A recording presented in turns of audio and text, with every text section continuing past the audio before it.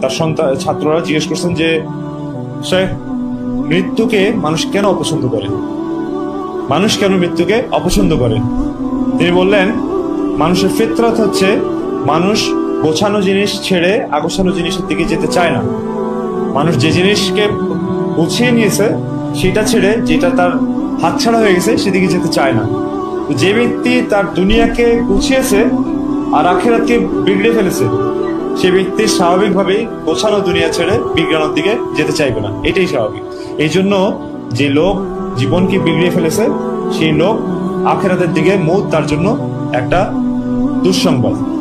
আর যেই লোক আখিরাতকে গুছিয়েছে, চাই তার দুনিয়া কিছুটা ক্ষতিগ্রস্ত হয়েছে, কিন্তু আখিরাতকে যে গুছিয়েছে তার জন্য মৌত হচ্ছে গিয়ে একটা সুসংবাদ। কারণ এই মৌতের পরেই তো সে পুরস্কার পাবে, এবং এই মৌতের পরেই তো সে আল্লাহ তাআলার সাথে সাক্ষাৎ হবে, যার জন্য সে ইবাদতটা করেছে। তো এই জন্য মৌত তার জন্য একটা সুসংবাদ। এই জন্য জীবনকে বানায় যেন